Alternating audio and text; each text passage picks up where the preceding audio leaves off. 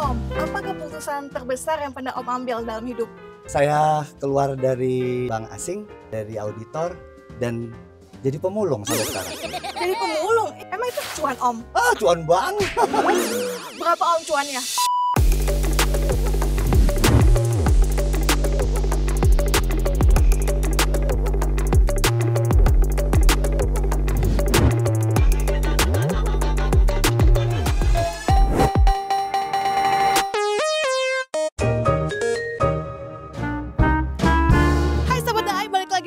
Kali ini saya lagi ada di Bekasi dan saya pengen wawancara secara random yang pastinya memiliki kisah inspiratif. Bagaimana, penasaran? Let's go!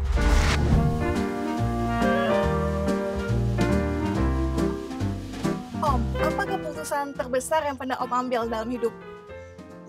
Saya keluar dari kerja di bank asing, dari auditor, dan jadi pemulung sampai sekarang.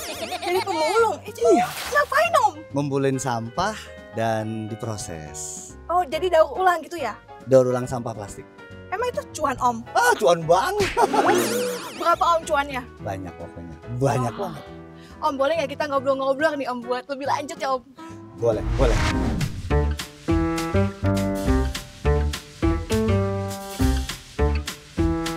Om kenalan dulu, namanya siapa Om? Om MB, Muhammad Baidowi. Wah, mantap. Baidowi Iya. panggilannya. Om MB. Oh, Om MB aja. Om MB. Oke. Om, apa sih masa-masa yang pernah harusnya menjadi masa kelam tapi nggak tahu itu jadi titik balik Om? Awalnya kan dulu beli mesin, terus pengen punya pabrik kecil gitu.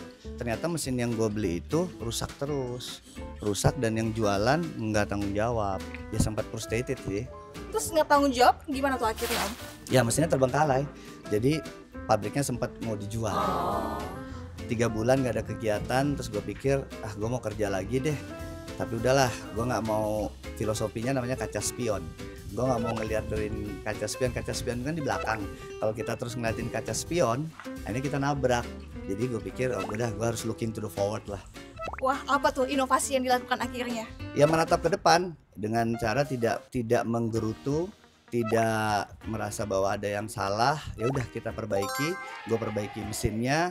Gue sekolahnya bukan mesin, gue kan ekonomi.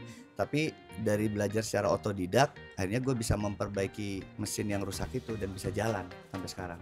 Jadi Om yang memperbaiki mesinnya sendiri. Karena miskin. Tapi katanya karena kegencet itu jadinya bikin inovasi ya. Iya, kalau punya duit gue suruh orang. Atau minta duit sama bokap gitu ya. Suruh modalin lagi. Tapi karena nggak ada duit, ya udahlah, gue belajar memperbaiki sendiri. Dan ternyata dari gue belajar memperbaiki mesin, gue malah bisa buat mesin sendiri. Jadi tuh ada hikmahnya ya. Kalau sekarang secara orang bijaksana ngeliatnya itu hikmah. Waktu dulu gue ngerasa itu mah berat banget. Nggak ada hikmah-hikmahan. Rasanya berat banget gitu loh. Tapi akhirnya tuh jadi jualan mesin Om sekarang. Iya, lebih tepatnya kami membuka kemitraan. Jadi sekarang setiap hari Sabtu di pabrik kami di Bekasi itu selalu datang tamu-tamu. Kita melakukan sesi tanya jawab. Jadi saya sharing experience, sharing knowledge. Dan dulu nggak gue dapetin. Dulu tuh gue setiap datang ke pabriknya orang, gue ditolak. Akhirnya dari situ gue belajar otodidak dan gue punya janji sama Tuhan. Waktu lagi susah nih ya, gue bilang, Tuhan kasih saya bisa. Kalau saya bisa, saya janji dah, siapa aja yang datang ke tempat saya, ntar saya ajarin. Gua ngomongnya gitu. Akhirnya sekarang ya udah, kemakan janjinya. Wah, sekarang udah sukses nih. Berarti kita boleh di spill dong Om. Boleh lah, boleh. Oke, boleh ke tempatnya Om ya langsung. Boleh, boleh. Oke, kalau gitu let's go.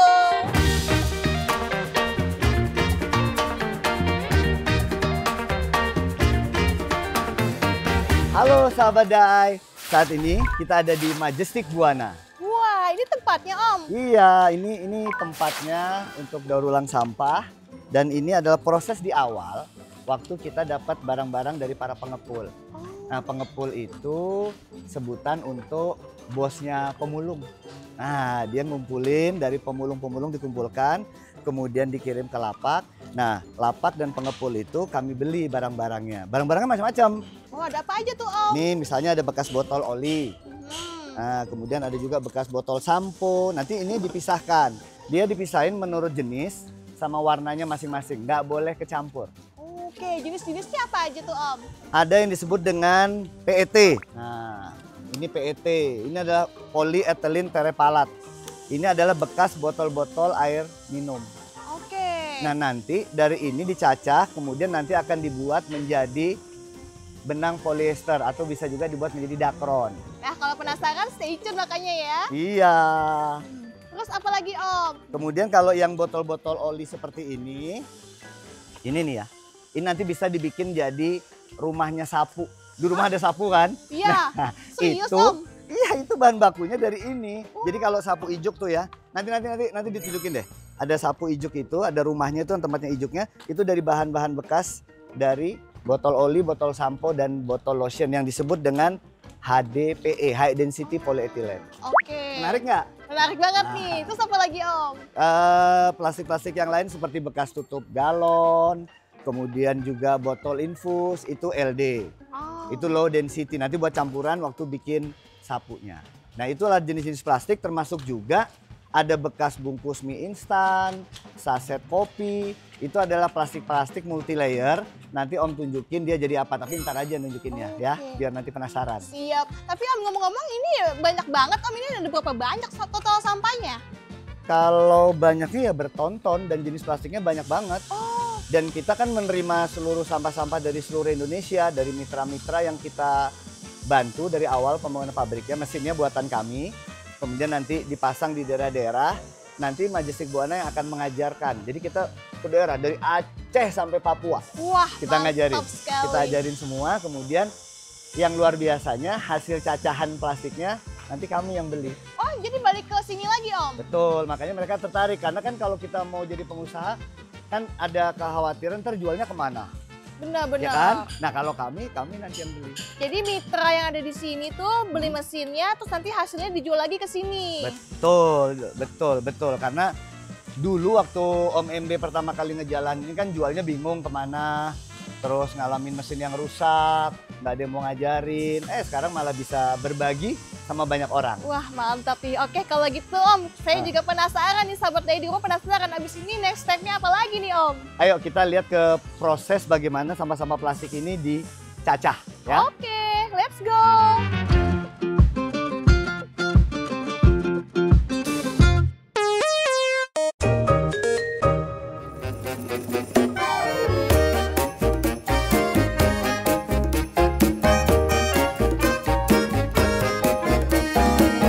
Badai, tadi kan kita sudah lihat tuh proses mulai dari mengumpulkan kemudian memilah.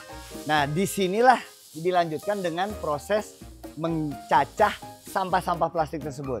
Ayo kita lihat. Oke, ini semua jenis Om bisa kecacah. Nah memang semua jenis, tapi yang harus diperhatikan adalah tidak boleh tercampur. Jadi harus dipisahkan nih menurut warna sama jenisnya masing-masing. Karena setiap plastik itu punya karakter masing-masing gitu. Oke, jadi sesuai jenis ya Om ya? Iya, ada yang PET, ada yang PP, ada yang HD, ada yang LD, HDPE, PK, NASO, HIMPEK, banyak. Kalau disebutin ya. Iya. Oke, berarti habis dicacah, diapain Om? Kok banyak air-air Om? Nah, karena kan sampah-sampah plastik ini kan diambil dari para pemulung-pemulung tuh. Dari tempat-tempat sampah, dari mana kan kotor. Makanya harus dicacah sekaligus juga dicuci. Nah, dicuci bersih sampai dia menjadi serpih-serpihan yang sudah bersih. Nah, kalau sudah jadi serpihan, kemudian nanti akan dikeringkan. Ada mesin pengering, mesin sentrifugal, dia akan berputar dengan cepat dan dia akan mengeluarkan air. Nah, dari situ kemudian dia akan lumayan kering. Nah, lumayan kering tapi belum sampai 100% dia dry.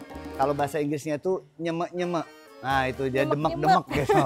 Nah, nanti baru dikeringkan lagi, dimasukkan ke mesin blower. Nah, dari mesin blower itu akan berputar di pipa-pipa kemudian disemburkan. Nah, dari semburannya itu sudah 100% kering dan siap untuk dijual. Wah, produksinya dalam seminggu nih bisa berapa banyak Om? Sehari kita 1 ton sampai 3 ton untuk satu mesin. Wow. Sedangkan mitra kita dari Aceh sampai Papua beraneka macam tergantung kapasitas mereka. Mengumpulkan bisa berapa banyak. Jadi kalau nanti ini bisa terjadi di seluruh Indonesia sudah tidak ada masalah sampah plastik lagi dong. Betul. Jadi Nah. ini mengurangi permasalahan lingkungan sekaligus dapat cuan. Betul, dapat cuan, membantu juga bagi orang-orang yang masih nganggur jadi lapangan kerja. Betul banget nih. Jadi kalau bingung, aduh habis di PHK atau bingung gimana, padahal depan mata loh udah ada modalnya. Sampah ya Om itu ya. ada peluang di sini. Jadi dari yang terbuang menjadi peluang. Betul banget. Tapi ngomong-ngomong ini implementasinya udah dibawa kemana aja Om? Hasil-hasilnya ini. Sebagian barang kita produksi sendiri, dibikin jadi sapu, dibikin jadi paving block, kemudian juga kita bikin dakron. Nah, sebagian lagi ada ya buyer, ada eksportir, kita jual juga ke luar. Tergantung mana yang lebih bagus harganya, mana yang lebih cuan gitu aja. Tapi kalau untuk mesinnya sendiri Om, apakah udah banyak yang pakai nih di seluruh Indonesia nih? Banyak dari Aceh sampai Papua, di kota-kota besar, termasuk juga di pulau-pulau, di pulau-pulau terluar dengan kementerian yang peduli dengan kondisi nelayan. Mereka juga sebagai pendapatan alternatif buat mereka ketika tidak bisa melaut.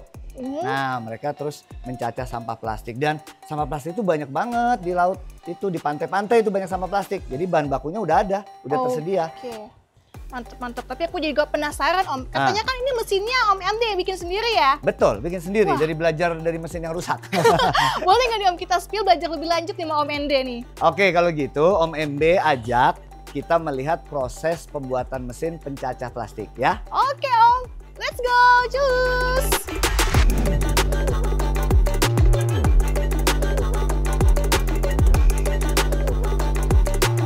Nah, sahabat Daai, setelah tadi kita ngeliat prosesnya, sekarang akan Om MB perlihatkan proses membuat mesin. Tadi kan Om MB cerita tuh, awal usaha mesinnya rusak mulu, terus belajar memperbaiki. Dan sekarang Om MB udah bisa buat mesin sendiri. Lihat ya prosesnya. Oke, ini tempat bikinnya Om. Iya, yang tadi Om MB ceritain, ini yang proses untuk bikin mesinnya. Ini yang ngapain aja Om? Ini dari besi-besi udah kita beli, kemudian kita buat mesin-mesin dengan macam-macam kapasitas. Oke. Nah, kapasitasnya itu yang paling kecil nih, itu cuma bisa 100 kilo per hari, 8 jam kerja. Sampai ada yang 15 ton per hari yang lebih besar. Ada di mall-mall di Jakarta, itu dipasang di sana. Nah ini berarti lagi proses-prosesnya nih ya Om ya? Iya, iya, ini proses pembuatannya. Jadi mulai dari awal. Jadi kita rakit mesinnya, dan mesin ini Om MB buat untuk mitra-mitra di seluruh Indonesia. Wow. Gitu. Tapi ngomong-ngomong nih Om, ini sejak kapan Om bisa bikin mesin kayak gini Om? 2 tahun setelah menjalankan usaha, karena waktu tahun pertama, tahun 2000 nih, 25 tahun yang lalu. Udah lahir belum? Belum, udah. Udah, masih bayi. Masih bayi ya, sahabat saya udah belum tuh. Nah itu belajar dari memperbaiki mesin. Nah 2 tahun kemudian Om MB coba ngebuat mesinnya gara-gara ada tamu nih datang ke pabrik. Ada 3 pertanyaan. Yang pertama, mau nggak ngajarin? Cepet tuh Om MB jawabnya. Apa? Mau. Karena inget masa lalu nggak ada orang yang mau ngajarin. Nah kemudian dari situ akhirnya Om mau menerima mereka ngajarkan. Lalu pertanyaan kedua adalah, ntar jualnya kemana ya? Muncul tuh ide. Biasa, otaknya cuan nih. Om MB pikir, Om MB beli aja cacahannya. Nanti Om MB jual lagi dan dapat keuntungan. Oh, oke. Nah pertanyaan ketiga tuh Om MB bingung, yaitu beli mesinnya di mana? Jadi Om MB pikir, wah ada peluang dong. Om MB terus belajar membuat mesinnya. Dari situlah kemudian berkembang sampai sekarang ada ratusan mitra binaan yang Om MB bina, mulai dari memasangkan mesin, melatih, sampai membeli semua cacahan mereka. Wah, gitu. Jadi lengkap nih Om ya, mulai dari Lengkap, pengolahan lengkap. sampah, bikin mesin, dan juga pelatihan-pelatihan di sini ada semua nih ya. Betul. Wah, Lalu ada tantangan lanjutannya dong. apa tuh Dari Om? sini kemudian Om MB, karena banyak cacahan yang ada, sebagian Om MB jual lagi. Ada yang diekspor ke Guangzhou, China. Nah kemudian sebagian lagi Om MB bikin barang jadi. Dan yang tadi Om MB belum sebutin, yaitu yang dari multi layer plastik itu, yang dari bekas saset kopi, dari bungkus mie instan, Om MB bikin menjadi paving block. Wah, jadi Nanti kita penasaran. lihat. Kalau gitu boleh nggak nih Om kita spill nih, kita lihat nih. Pengen banget ya lihat ya? Iya nih, Oke, yuk, ayo kita lihat ke sana yuk. Oke, let's go Om.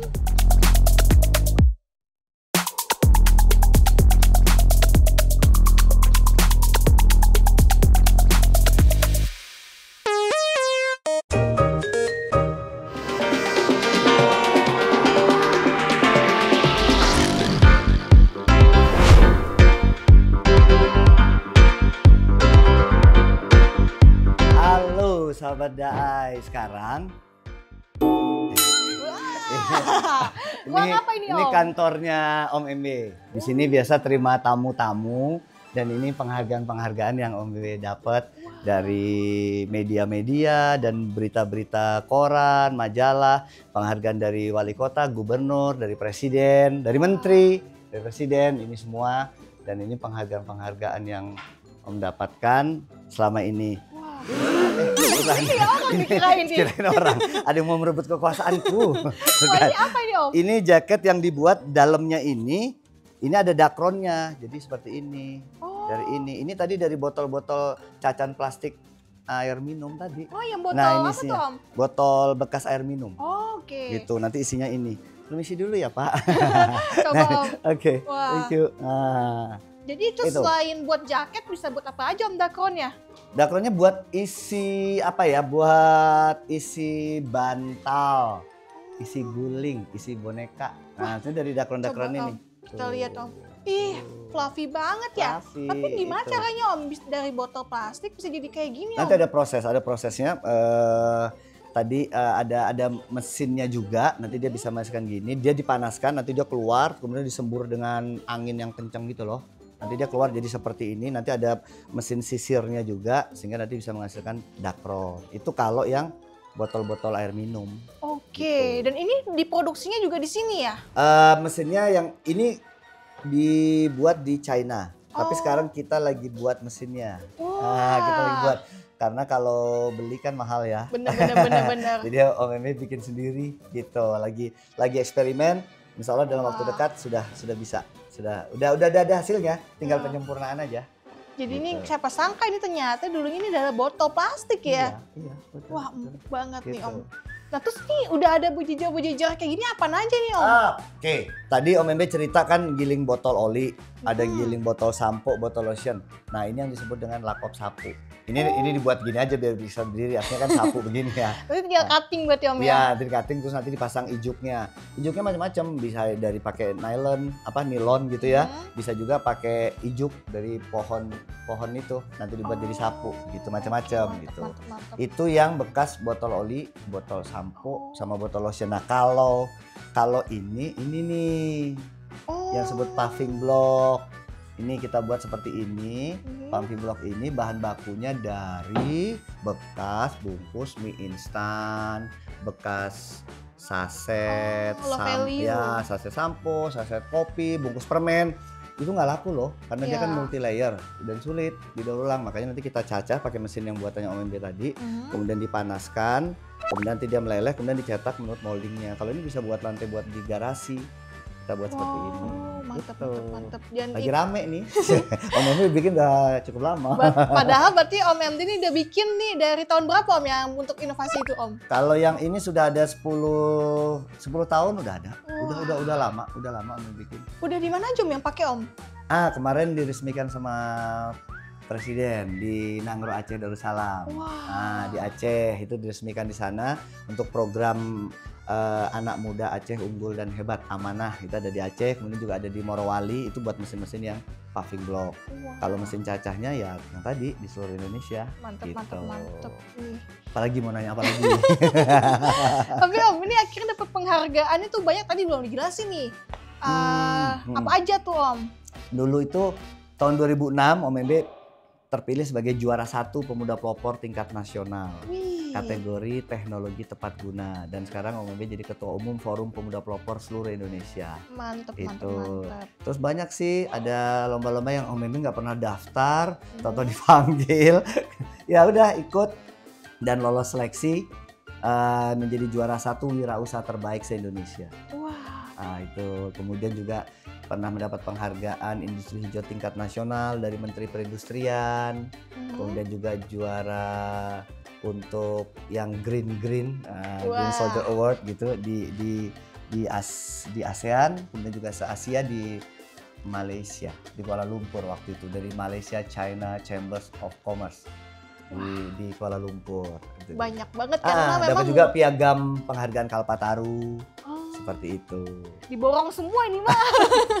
Enggak, ya sebetulnya kan itu sebetulnya bentuk apresiasi dari masyarakat, dari media. Ada media-media TV yang memberikan penghargaan sebagai inspirasi Indonesia dan pengakuan dari negara. Tapi yang Betul. lebih penting kan sebetulnya manfaatnya buat masyarakat. Nah, ngomongin soal manfaat Om. Ini kan bangunnya dari udah lama nih Om ya. Pastinya udah banyak dampak-dampaknya dong Om. Selain juga tadi ngajarin orang, apa aja sih Om dampaknya nih Om yang terasakan sekarang ini? Dapat duit tampaknya. Cuan. Dapat cuan lah, ya kan? Memang mencari uang untuk hidup keluarga ya. OMB harus bayar listrik, bayar kontrakan rumah, dulu seperti itulah motivasinya. Nggak muluk-muluk, tidak terbersit bahwa ini akan bisa menyelamatkan lingkungan dan lain sebagainya. Murni betul-betul mau cari penghasilan lah untuk bayar sekolah anak gitu. Dan dalam perjalanannya 25 tahun ini, ya alhamdulillah, qadarullah akhirnya malah bisa berbagi dengan banyak orang, membangun banyak entrepreneur baru di Indonesia, dan mereka mempekerjakan banyak orang yang tadinya menganggur bisa bekerja. Jadi multiplier efeknya luar biasa loh. Jadi yang sampah yang ternyata nggak bermanfaat, ternyata kalau dimanfaatkan ya manfaat secara ekonomi, dan sekarang juga buat lingkungan ya. Sering workshop ya Om ya, rutin? Ya kalau setiap Sabtu selama 25 tahun itu OMB terima tamu-tamu dari seluruh Indonesia. Karena OMB juga nanti yang memberikan advice. Decision tetap di tangan mereka, tapi OMB sebatas memberikan advice, oh, ini kurang bagus, ini kurang cocok gitu, sama tata letaknya mesin sebelah mana. Karena kan OMB juga ahli feng shui ya. Enggak lah, percaya. Jadi nanti ngasih tahu tata letaknya supaya layoutnya pabrik itu bagus gitu. Dan OMB melihat apa ya, antusias mereka ya, mereka keinginan untuk menjadi pengusaha itu tinggi. Pertama mereka mau jadi pengusaha lah ya, mau jadi entrepreneur ya. Tapi kan nanti melibatkan banyak masyarakat, akhirnya kan sampah-sampah plastik itu bisa dikelola dengan baik dan menghasilkan cuan buat mereka. Gitu loh, seperti itu. Jadi menyelamatkan lingkungan juga, dan juga membuka peluang untuk banyak orang. Iya, mereka bisa kerja. Jadi terbuka juga nih, kalau sahabat Daya ada yang mau datang, boleh nih Om ya? Boleh. Memang itu bagian dari janji OMB 25 tahun yang lalu. Kalau Tuhan kasih kesempatan OMB untuk bisa, OMB akan bagikan ilmunya ke orang lain, ilmu yang sedikit ini yang OMB punya bagikan ke orang, mudah-mudahan bisa bermanfaat gitu. Om MD, kata-kata hari ini dong. Jadi gini, sekarang ini banyak generasi yang muda ini pengennya instan. Ada sebuah kitab kuno karangan Sasong Kejati yang mengatakan begini, janganlah kamu ingin cepat-cepat mengerjakan pekerjaan yang besar, karena sesungguhnya pekerjaan yang besar itu jarang kamu temukan. Yang sering kamu temukan itu adalah pekerjaan yang kecil-kecil. Tapi bagaimana mungkin kamu bisa mengerjakan pekerjaan yang besar, proyek yang gede, kalau pekerjaan yang kecil saja kamu tidak terbiasa dan tidak terlatih. Dan sekecil apapun pekerjaan itu datangnya dari Tuhan. Maka lakukan dengan sungguh-sungguh, dengan hati yang suci. Cakep banget. Wah, terima kasih banget nih Om MD. Sama-sama. Gak terasa ya 30 menit nih kita berbincang-bincang. Oke nih Om MD, semoga terus maju untuk Majestic Buana pastinya ya. Dan semakin menginspirasi untuk banyak orang. Makasih ya sahabat Daya. Oke, dadah Om.